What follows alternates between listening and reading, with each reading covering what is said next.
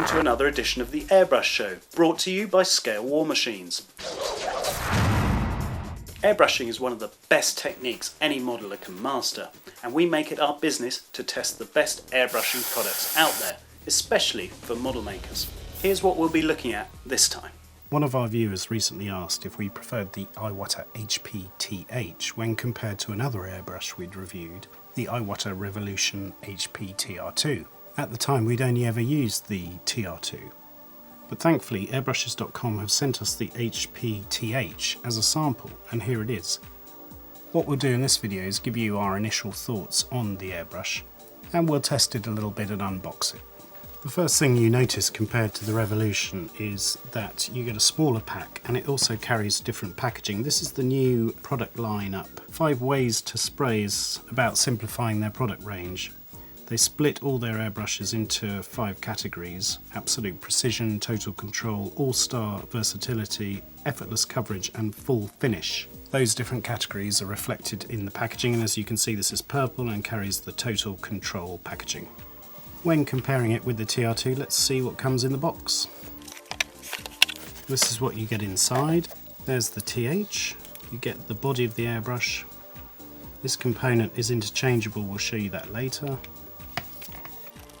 You get the paint cup and lid.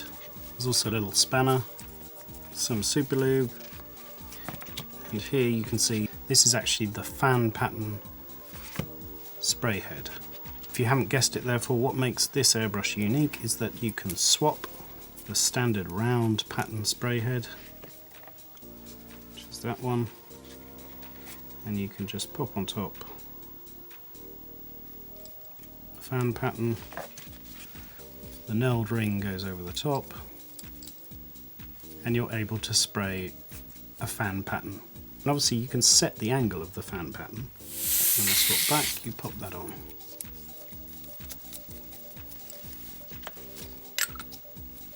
But here are our first observations. It's obviously a gravity feed trigger airbrush. In that respect it's similar to the TR2, it's roughly the same size, maybe a bit bigger, slightly bulkier. It's got the paint cup in line, whereas it's offset through a side feed on the TR2. The paint cup is actually the same size as the TR2. Other features, here is a MAC valve, you won't find that on the other brush. That adjusts your air pressure directly on the gun. Also at the end is a paint volume stop, which can control how far back the trigger goes. Otherwise it should be familiar to most modelers. The first critique we have of this gun is that unlike the TR2, it doesn't come with some sort of handle. The TR2 came with a moisture trap that doubles up as a handle, and even though it wasn't perfect, it was better than this. As you can see, this is very top heavy, front heavy, and there's nothing to seat it in your hand. Therefore, if you're going to use this brush comfortably, you need to think about some sort of upgrade. As you've seen in previous airbrush videos, we've bought their custom handle, and that's an absolute must for this particular gun. It's very easy to fit. Just apply the body, and if you want to find out more, you can look at our previous videos. With that simple custom handle addition, the whole gun is transformed.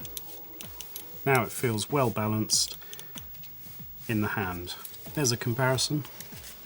Whether you prefer looking over the gun or you don't mind looking over the top of the paint cup, that's up to you. But both of these brushes are improved with the handle. As the box shows, according to their 5 ways to spray philosophy that Iwata now has, this particular airbrush sits between the medium and wide patterns.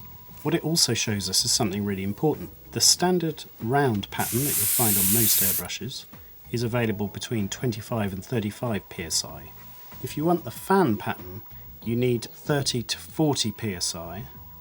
And actually, when you read the details of this and the small print, you'll see that it needs a very particular volume of air or airflow from your compressor.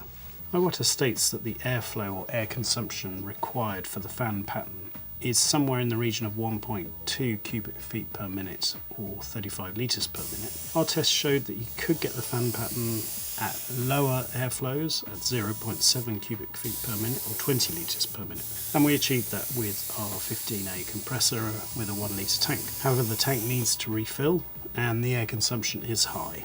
We wanted to use the fan spray pattern to show you how it works. Therefore, if you're buying this gun, which after all is somewhere between an airbrush and a spray gun, you're going to need a pretty heavy duty air compressor. In order to use the fan pattern, we upgraded to a SGS compressor that we found on eBay, and they offered a kit for a 50 litre air compressor with the optimal amount of airflow for this particular gun in the fan mode, but a compressor like the one we purchased to run this in the fan spray is seriously loud. It's a whole different ball game. We ran this 50 litre compressor, it took about 2 minutes to get up to pressure, and then we set it at various different pressures to try it out. We'll show you that later on, but in the meantime, let's just show it on our trusty test piece. It's our resin Sherman hull that you've seen in numerous videos. And to show this airbrush in action, the type of coverage it gives and how it performs, we used it spraying a white primer over the model. How did it compare with the TR2? Well, first things first, it sprays a lot of paint. That's a big difference. The volume of paint it's spraying is significantly different. And what we'd also say is we haven't got used to this airbrush yet. We're probably not using it in the optimal way, and as we get more and more used to it, we'll get more out of it. But because of the design of this sort of airbrush, it's spraying what are essentially wet coats. You're putting a large volume of paint, so it's perfect for painting large models. Something like this. As you'll see, this tiny subject we used got a lot of white primer on it very quickly. Therefore coverage is excellent, but in order to make sure that the paint doesn't run, you'll need to be a bit more precise in setting up your airbrush in terms of paint flow, pressure and so on. The scales we work at, it's almost too much. In our mind, the TR2 is better for scale modelling, purely because it's just a tiny bit more controllable. You'll see from the needle how different it is. The TR2 has a more standard airbrush type needle, very tapered. The TH needle is very, very shallow tipped. That's because it's designed for putting down loads and loads of paint. What we did next was to swap colours and go for a black paint, and on the desk we swapped to the fan pattern. For that we went for a different brand of primer, this time AK Interactive's black primer, and it was neat from the bottle. As we found out later, we probably should have diluted it to get a slightly better quality of paint finish and a slightly more controlled spray pattern. But anyway, here you can see the normal black round pattern, excellent coverage, and as you can see, most modelers, if they haven't got a huge compressor, are going to be using it this way, and for that it's perfectly good. And here you can see the difference in the fan pattern. Now, as stated, we needed to really dilute this paint a bit more. This is a bit too spluttery. We're also getting used to a new compressor. We've got a MAC valve on the gun itself, so there's lots of different variables that we'd need to mess around with to get the most out of it, but you can instantly see how the coverage is excellent. So what are our thoughts on this spray gun slash airbrush? Well, for those big projects, maybe automotive type projects, this would be perfect. The biggest problem is that you may not have a heavy duty enough compressor. If then you think a round spray pattern with good paint volume and a bit more control and finesse is what you need, then the TR2 is probably perfect. It can run off most standard air compressors, it gives a nice round pattern with plenty of coverage, and we recommend you have a look at our recent film. We hope that's worked as a little introduction, as a comparison between these two. Price will inevitably enter into it.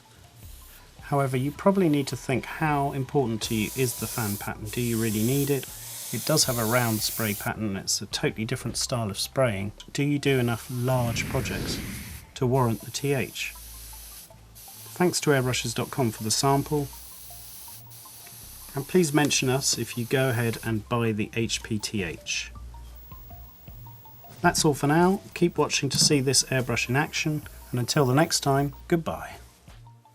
That's all from the Airbrush Show. We hope you enjoyed it. Stay tuned to Scale War Machines, the home of model making videos, articles and archive films.